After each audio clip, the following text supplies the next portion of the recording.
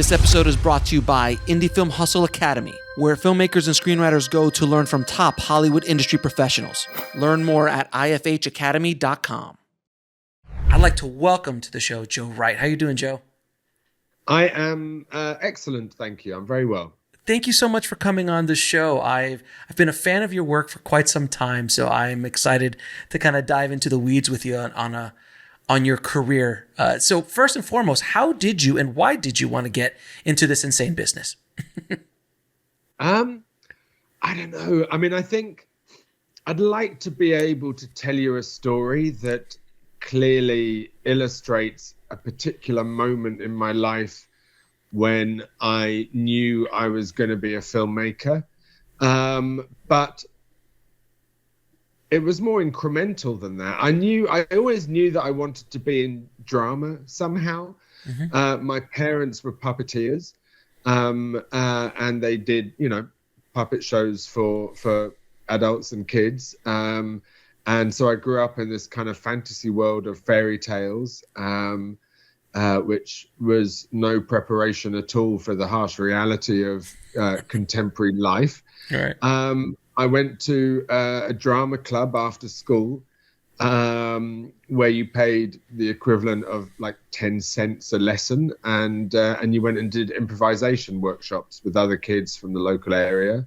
That was an important kind of stepping stone. I hung around in a pub in Islington in London that was, a lot of actors went there and writers and people, and there was a little theatre upstairs where people put on shows.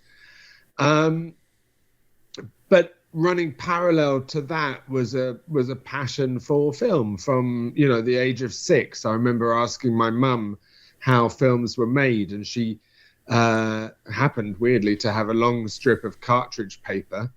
And we drew a picture, or she drew a picture of a prince and a princess, and then divided that to another square, and there was a dragon, and the dragon came and stole the princess and told the story of George and the dragon. And then we cut a hole in the lid of a shoebox and wound this paper through this aperture.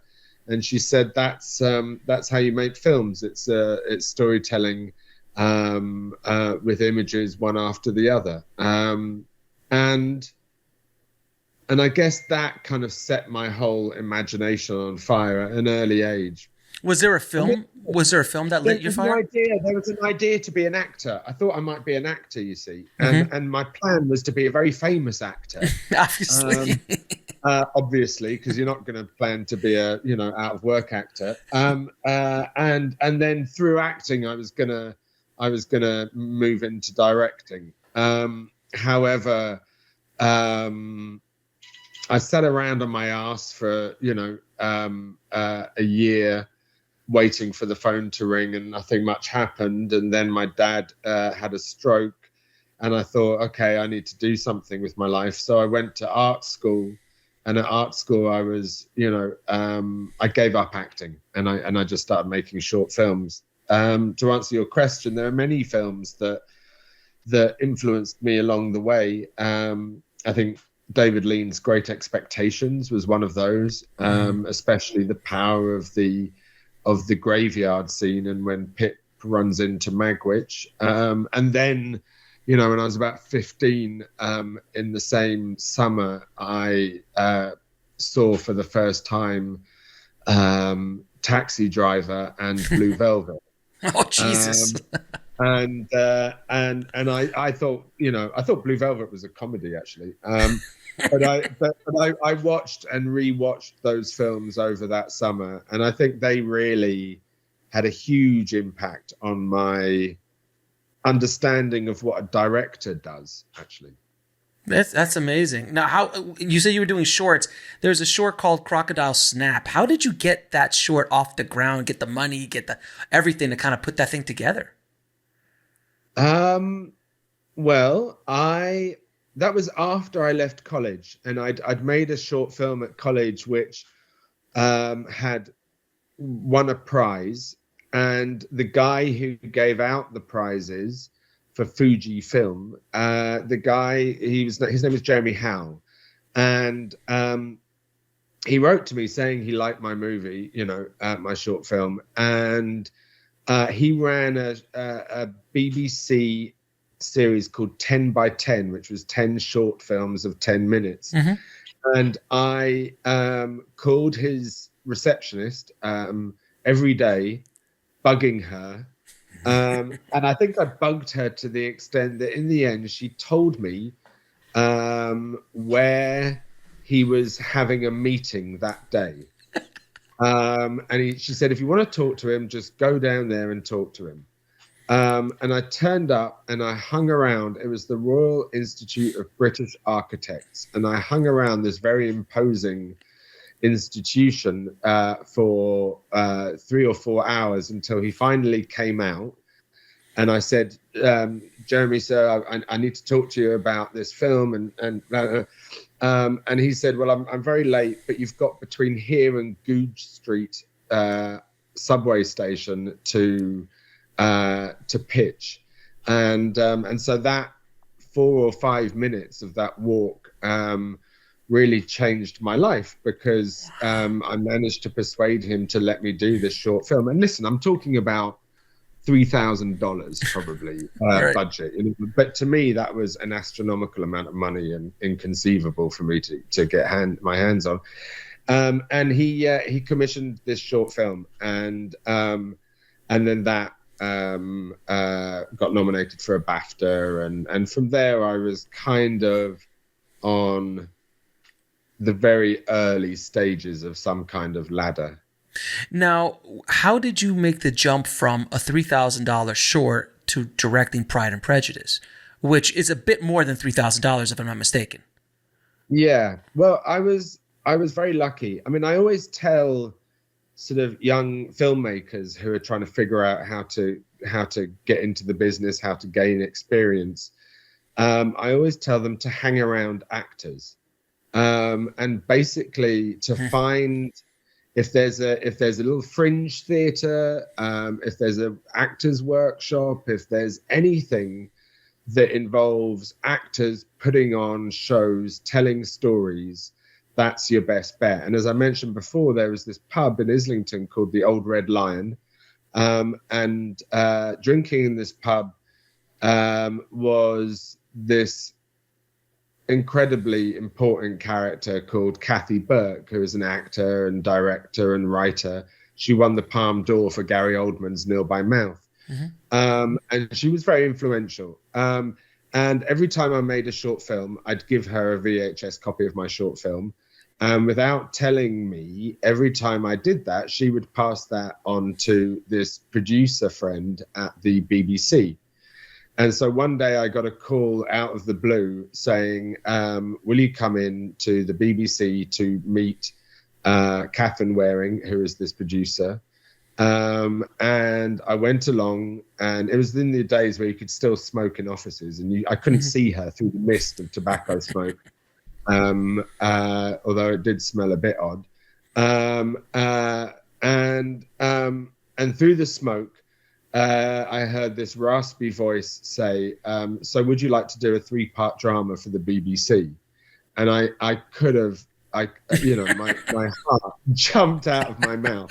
And I tried to play it very cool and said, yeah, well, it depends on the script.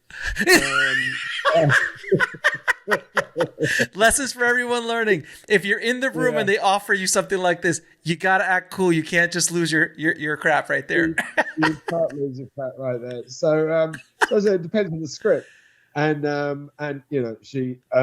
she sent me the first episode, and I was actually bowled over by it. It was a really beautiful piece of writing called Nature Boy, and I was suddenly directing at the age of 26. I was directing 3 1-hour episodes, so 3 hours of television, a budget of I think £3.4 million. Wow. And so that was a huge steep learning curve. And then I made about 14 hours of television. I did 3 or 4 TV projects, each one kind of bigger than the last. And then one day I was asked to go and meet Working Title to talk about Pride and Prejudice. So it wasn't like, I just made a $3,000 movie and they just gave you Pride and Prejudice. You had built a career. Yeah. And it was great. It was great because people used to say, "Wow, this is a first-time film director," Right.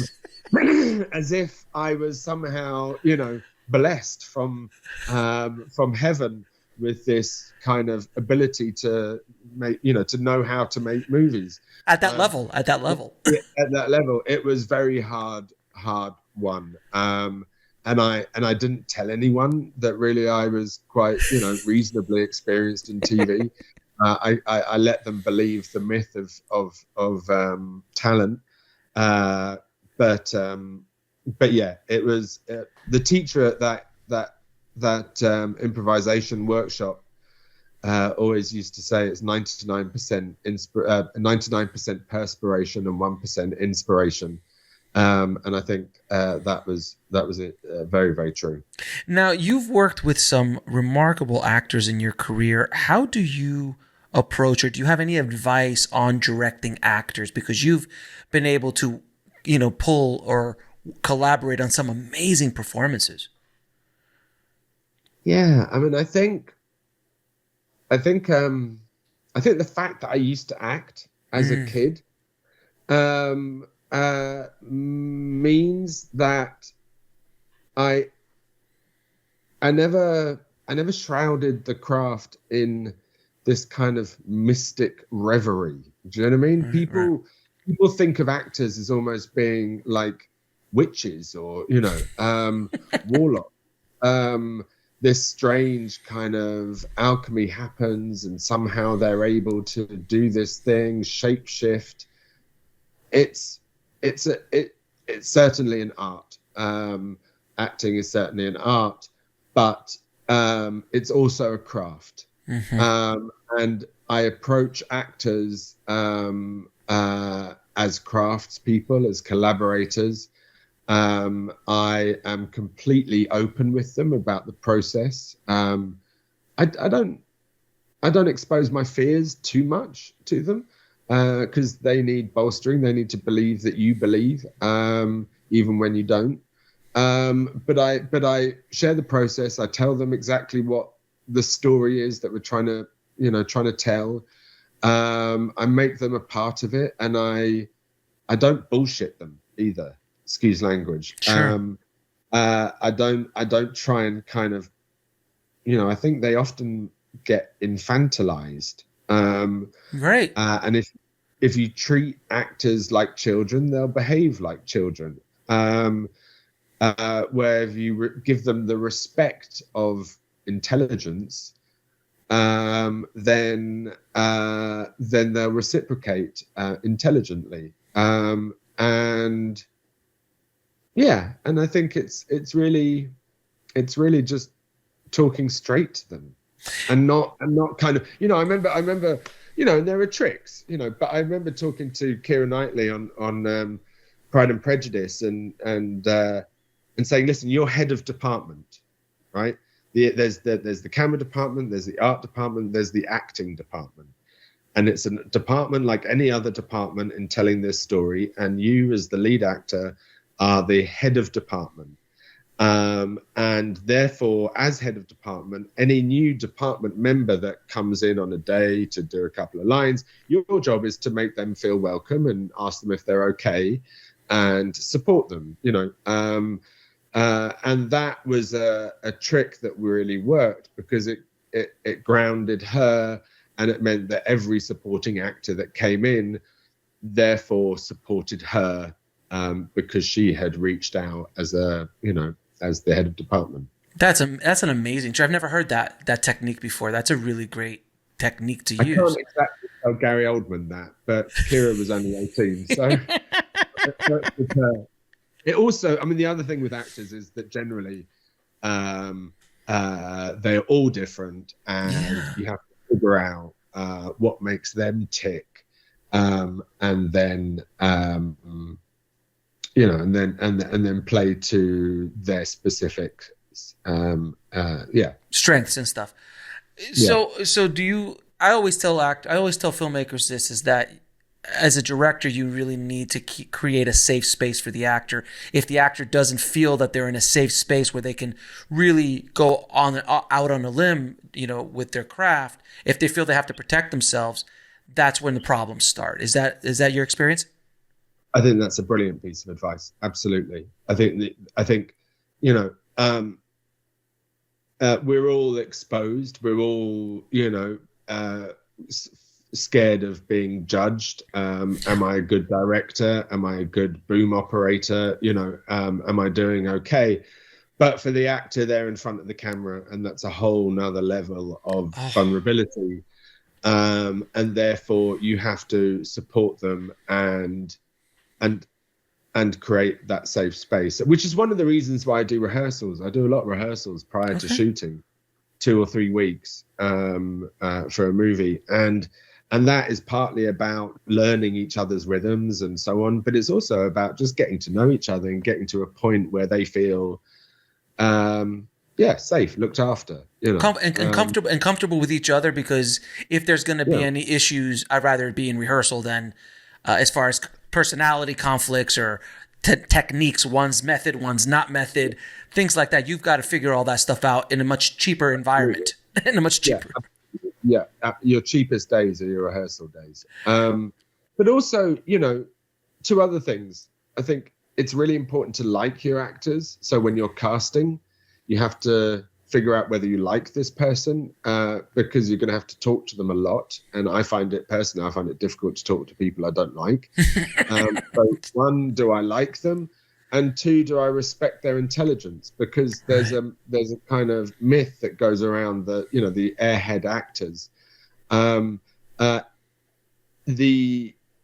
The most successful actors I've ever met are the most intelligent people I've ever met. Agreed. Be that, Tom Cruise is incredibly smart. Nicole Kidman, incredibly smart. Gary Oldman, incredibly smart. These people are really, really smart. They're not, and intelligence, as in, as with music or science or politics, plays an enormous part in the ability to act. Now, do you storyboard by any chance? Because you paint on such big canvases. I storyboard when the sequence involves very specific ideas of montage.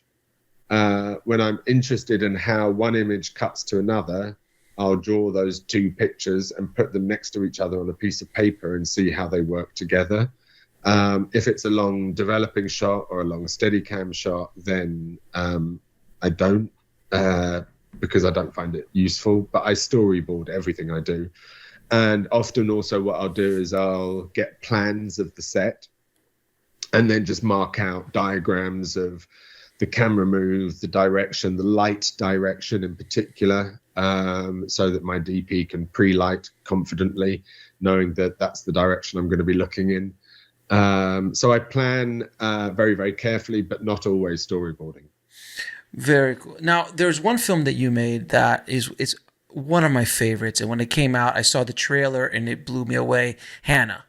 I absolutely loved Hannah. And it was kind of like a revelation when it came out. It was obviously a very big success. It even spawned off a very successful television show at this point. How did you get involved with Hannah? And how did you bring that energy that movie has? It's so wonderful. Thank you. Hannah happened because Saoirse Ronan called me up and said, I want to make this film, Hannah, and I want you to direct it. And I was like, great. All right, then let's do that. It was, what was it? I mean, I'd worked obviously with Hannah on Atonement. Sure. I'd worked obviously with Saoirse on Atonement. Mm-hmm. And she was 11. Yeah, then. She was a kid. Yeah, and then she was 16 when we made Hannah, and it was something that that Focus Features had sent her, and I guess she liked working with me and asked me to do it, and I read the script, and it was interesting actually that process, because there was the script I read. There was two credited writers, one of whom was a guy called Seth Lockhead, and the script was really uneven. It was really patchy. There were moments of kind of surreal flights of fantasy that I'd never encountered in a kind of, certainly not in an action movie. This strange, almost sort of hallucinatory experience. And then there were bits that were like purely procedural kind of action, spy, thriller stuff. And so I kind of questioned what that was about, and discovered that actually the studio had been scared of Seth Lockhead's original script, which was the kind of more hallucinatory thing, and that they'd brought on another writer to write the more procedural stuff and kind of tame it down. So I basically went back to Seth, and he and I worked on developing his flavor and his ideas more fully, but also kind of practically, so that it was actually shootable. And I bring, you know, I work very closely with writers. Every film I make is extremely personal, and so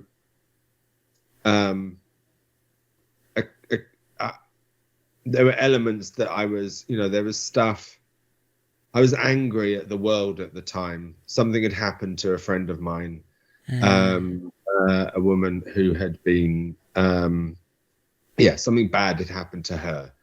And so the film was a kind of innocent outsider's view of this crazy world in which she was born into.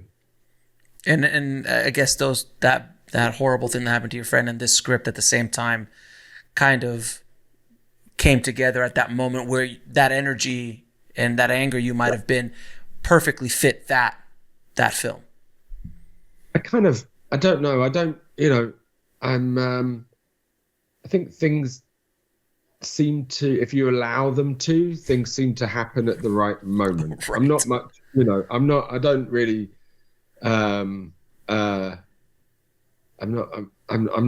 into the idea of an interventionist God, but I do believe that if you get into the flow of things happen as they should.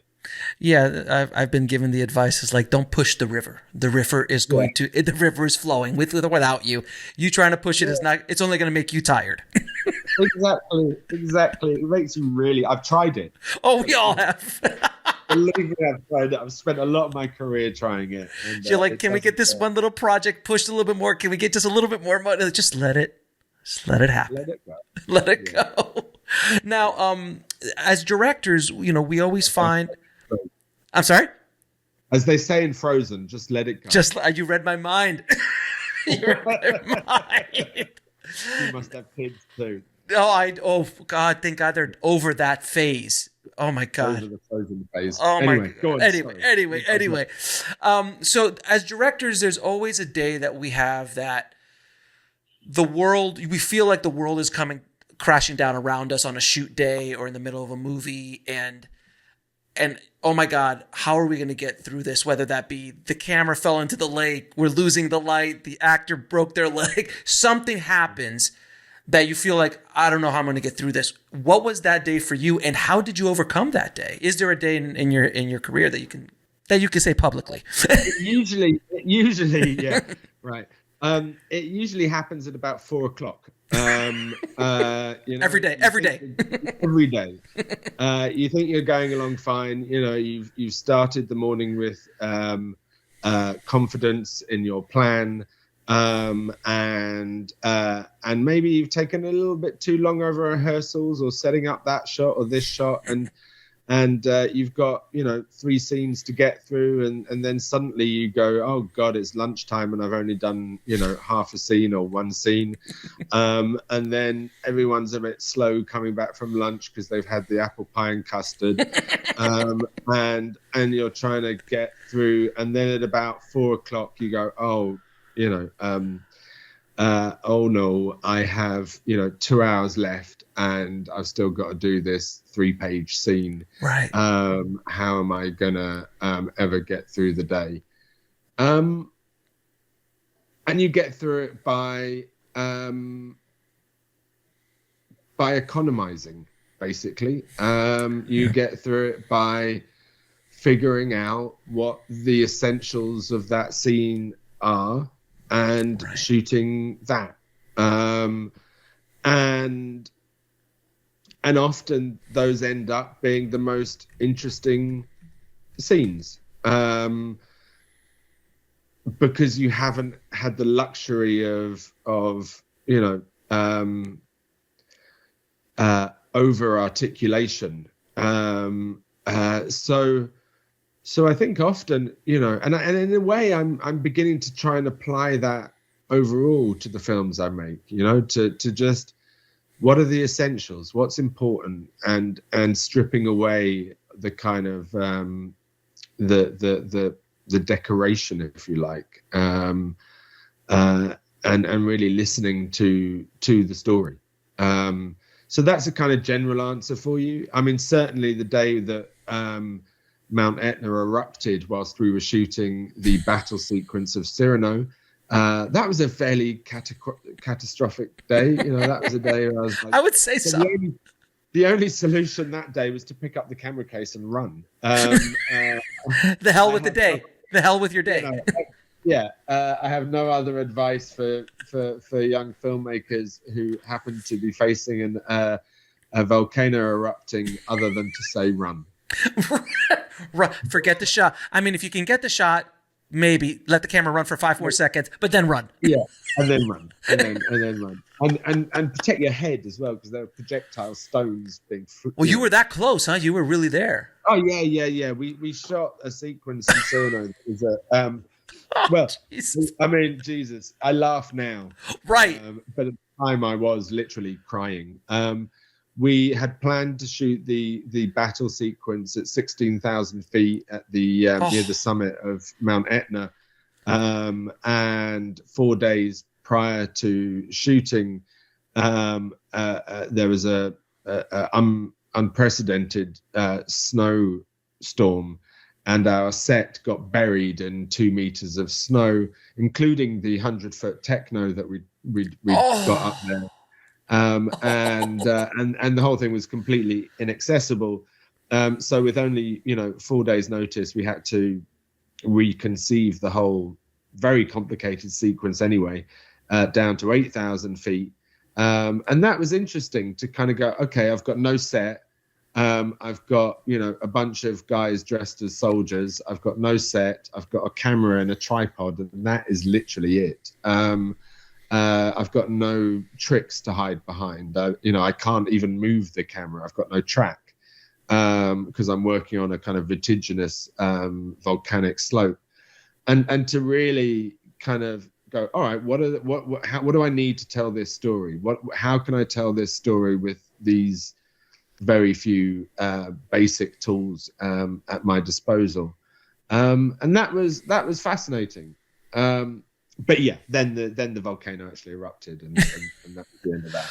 Because I remember watching that sequence in Cyrano, and it was beautiful, and I'm thinking to myself, because in today's world, you just don't know how much is visual effects, how much is did he shoot this all on a green screen, like how much of it was real. And I'm like, when you said, because I've been at 12,000 feet. And I was having problems walking. I can only imagine trying to shoot at that level. It's just brutal. It's absolutely brutal. It's absolutely brutal. But those scenes that in Cyrano specifically, they were beautiful. They would be those war sequences. But now knowing the backstory behind it, I'm like, okay, this makes sense. But that's the thing is, and I feel that as filmmakers, if you're given to if I told you, Joe, all you've got is time and money, which would be fun for a minute, but at a certain point, you just like, I need limitations. And those limitations are what help you chisel down the fat on a scene. I've had it. I've done it. I got time and money. I got, they gave me $180 million to make Pan. Right. I got, all the tools I could could possibly want. And it was the biggest disaster of my career. Whereas, you know, on a film like Atonement, for instance, I had one day to shoot a montage sequence of the beach at Dunkirk. I understood that there was no way I was going to be able to complete that sequence in a single day, given the tide coming in and out. My only solution, therefore, which I thought was a pretty good creative solution, was to shoot the whole thing in a single Steadicam shot. And that for a while was the shot that defined my career, you know. So so I do strongly believe in limitations liberating us creatively and using, you know, always having a kind of a positive solution based outlook. Because generally what we're doing, Alex, you know, is to find solutions. There are a series of problems over the course of a day. And our job as directors is to gather these people together and marshal them through the problems by finding solutions collectively. And those are creative solutions as well as practical solutions. If you're living deeply in the heart and head of the film, then those solutions will carry through the story and the themes that you're trying to express naturally. So, you know, as when you're on set, you know, especially at the indie stage, there's 1,000 questions, but I could only imagine at these $180 million stages. How do you? What advice would you give filmmakers dealing with that barrage? You know, young directors who are being asked every minute, "What do you think of this? What do you want to do there? How do you do this? How do you move that?" Because I mean, directing is essentially compromise. It's never what you want, but you know what I mean. So as far as answering and dealing with that kind of hurricane, because you're in the center of a little mini hurricane on every day as a director. Yeah. How would you approach it? I love that feeling. I love being on set. God, yes. The two very kind of practical suggestions I would make are, well, I get up 2 hours before having to leave for set, and I spend those 2 hours reading the script and writing a shot list every morning. I've already done, you know, first drafts of a shot list and or storyboards with my DP earlier. But I spend those 2 hours kind of very quietly contemplating what's really necessary and what the story is that I'm trying to tell. So that's one thing that grounds me, and helps me keep focused. And the other thing is when someone comes to you with a question, the first, or an idea, which can be just as challenging sometimes, is the first thing that comes out of your mouth is thank you. And that buys you a window of time to, one, bring your panic and your ego down, and just buys you a little window between their question or their suggestion and your answer. It just kind of is a magic word that breaks things down, and then you can approach the question or the suggestion with a kind of clear of ego, really. That's what I'd say. So, I know that sounds naff, but it kind of works. You should try it. I mean, people should try it. It does kind of work. Oh no, it definitely does. I mean, the best advice I've ever gotten on set is, don't be a dick. Best advice in the business. Best advice you could get in this business. Don't be a dick. Absolutely. That's a fundamental piece of advice. Now, you know, earlier in your career, or I'm assuming throughout your career, you've got to deal with rejection. How do you deal with rejection? I'm sure there's projects that you wanted to get off the ground that didn't. You know, a lot of people think that, like, oh, once you get to a certain level, they just constantly, all you got to do is make a phone call and they give you $50 million or $100 million and you just make whatever you want. And that's not the truth. You know, after talking to so many filmmakers over the years, I know that's not the truth, but there's that kind of lore in the of young filmmakers thinking that, people have to have that opportunity and they don't generally. How do you deal with those rejections? How do you keep moving forward? Well, I think you're absolutely right. There is no final destination. You don't, there's no arrival. You don't get somewhere and go, oh, great, I've made it. I'm here. I'm here, and now people are going to let me make my films. That's certainly not my experience. I think I find rejection really hard, actually. Mm-hmm, of course. And I haven't yet found a very healthy way of dealing with it. But this is all I can do, right? Right. Making movies is all I can do. I haven't got, wealthy parents to lean back on. I haven't got any other source of income whatsoever. It's my job.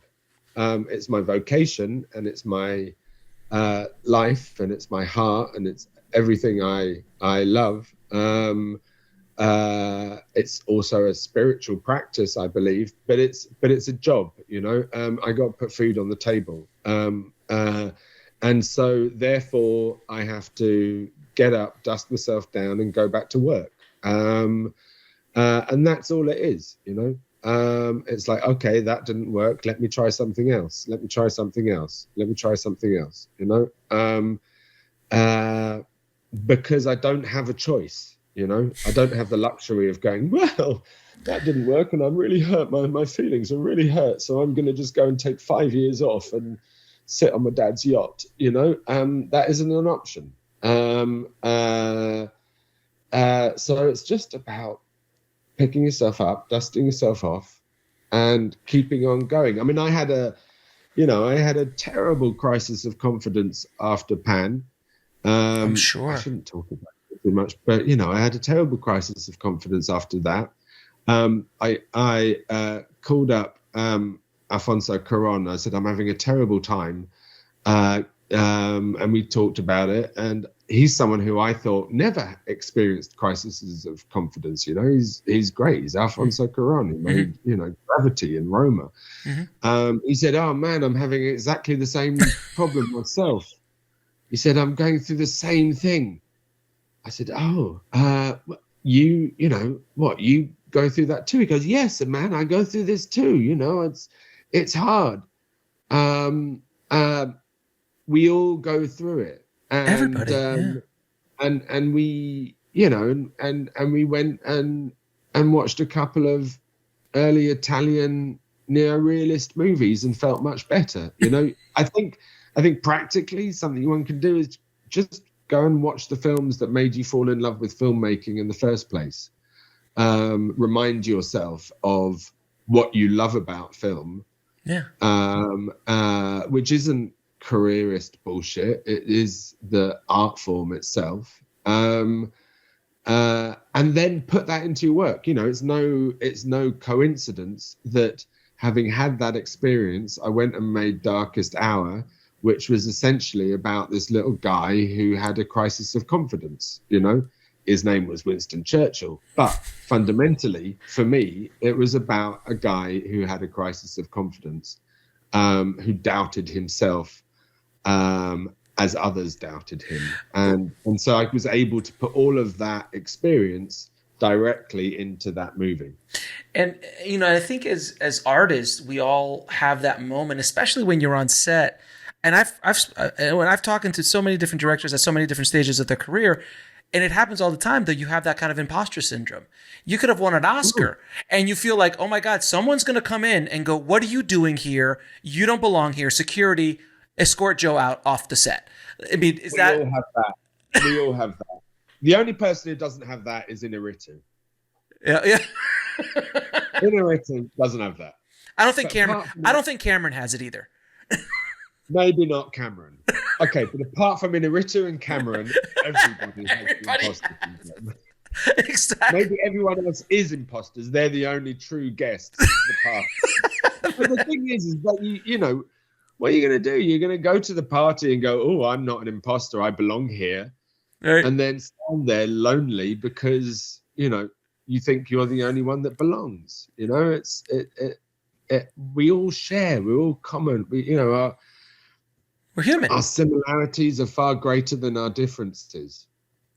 Agreed, 110%. And that's why I try to do when I do these shows and I speak to people like yourself is I want to kind of break down the myths of so many. Because when I was coming up as a young filmmaker, I looked up on the mountain, Mount Hollywood, where Spielberg and Cameron and Lucas and Coppola and Scorsese lived. Spielberg's terrified every day. Of course, he's terrified. I met the man. Huh? He's worried. He worries all the time, you know. And he's Steven Spielberg. And he's Steven Spielberg. Exactly. It's like, I mean, my God. And in a way, that's what the movie Cyrano is about. See what I did there? Just moved it right in. It's about someone who feels like they're living in the wrong body, who's an imposter. It's about feeling like you're different from everyone else. It's what it's what I'm trying to talk about in the movies is how do I fit in? How do I communicate with other people? Hannah is about a girl trying to go, how do I fit into this world? How do I connect with other human beings? Why is it so difficult to connect? Why is it so difficult for me to get past my own feeling of lack of self-worth? Why can't I allow people to see me really for who I am? Right. All of those questions, that's drama. And that's why I love making drama, you know? And what I've discovered is that I have to make the movies that I love. I've tried making, movies, big CG movies. I've tried making movies that are, twisted, dark thrillers. I've tried making movies that aren't really expressive of who I am, but I'm messing around with genre. I'm trying things. It was interesting, but the films that work are the films that speak of who I am as an individual. Right, and you could absolutely tell that. And I just happened I had the pleasure of watching Cyrano yesterday, in fact. So it's fresh in my mind. I absolutely adored the film. I think it's wonderful. It's one of the best films of the year, without question. The performances are wonderful. How did you bring that story? What made you want to bring that story back? Because it has been told obviously a million times before because of Cyrano de Bergerac. What made you want to come in and throw your twist on it? I would always have wanted to tell that story because I feel it is. I identify with Cyrano. I as we've talked about, I feel like I don't fit in or unworthy of love, incapable of connecting with other people. My insecurities, my fear of intimacy, sure, are all expressed through that character. The question was that, or the problem was that it had been done before. And so there wasn't, an opening for me I couldn't remake the nose version. Mm-hmm.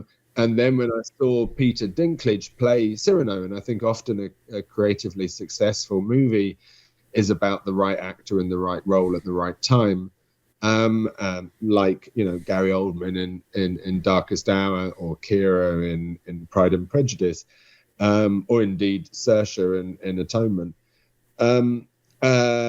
Seeing Pete in that role, suddenly the emotional weight of the story hit me in a way that I hadn't experienced before, because however strong the suspension of disbelief might be, you're always aware that Gerard Depardieu is wearing a big prosthetic on the end of his face, and at the end of the night he's going to take that off and go to the bar and get drunk. Whereas with Pete, there's a immediate authenticity. That Pete is gonna be Pete. Always be. He's always going to be Pete. he's lived with that experience, and he brings the weight of that experience to that performance. And then to see him opposite Haley Bennett, who is so extraordinarily womanly and emotional, feminine, right. And feminine, and you know, she's not one of these kind of androgynous girls that kind of are completely asexual. She's kind of she's got this extraordinary femininity and sexuality and intelligence, and so to see him opposite her seemed like the perfect coupling. The casting was phenomenal enough. I mean, it was absolutely phenomenal. I hope Peter gets nominated because it's a tour de force. It's an absolute tour de force performance on his part. Now, I always wanted to ask, because I've never spoken to a director who's worked on a musical before. Yeah. So how do you approach directing these large set pieces and musical sequences? Because it was just, I've never directed a musical sequence, so I don't even consider how you would even go at that level with so many costumes and the locations and everything. Frankly, like you would any other sequence, you know, and the choreography is probably the biggest difference, dance. But that is really very much like fight choreography, you know. Right. It all has to be very, very carefully worked out and rehearsed endlessly for weeks on end prior to shooting. We made a choice to have all of the singing happen live on set, so that there was a level of intimacy, and that there would be a fluidity between the speech and the singing. So do you cut between performances? Like, so if someone's singing here on set and someone's singing, are you cutting those performances, or are you laying down like an ADR track afterwards of them live on set? No, they're singing live on set, and that's what we're cutting with. Oh, okay. So they're wearing earwigs, so they can hear the music backing track. And if they're singing in duet with another performer, we've got a temp recording of that other performer playing in their ear. And then when I go and shoot that other performer, I've got what we recorded on set from the first performer playing in their ear. And sometimes we had live accompaniment because we wanted the kind of, you know, we wanted to be off click, as they say. So they could be more kind of, they could move the melody around and the rhythm around a little bit more. But shooting the singing live like that enabled a much more tender, fragile, intimate experience. We're not hearing them through a glass panel. We're not having them talking, and then suddenly needle drop and we're into it's a musical. It's as natural as singing along to the radio whilst you're doing the washing up. And I saw that right away. I was like, oh, he's doing it that way. I was like, oh, this is nice. And when you see Peter just start singing, like, you know, in the middle of, like, he's having a conversation and then just starts to sing naturally. Like, it was wonderfully done. It was really wonderfully executed. No, thank you. I mean, that's also massive, massively helped by the band The National, who wrote all the music and lyrics, and their music has a kind of contemplative emotionality, that yearning, and it's not kind of, you know, it's not I was about to say another film there. It's not 80s musicals. Got it. Exactly. Fair enough. Fair enough. Now, when is Cyrano being released, and where can people see it? It is being released on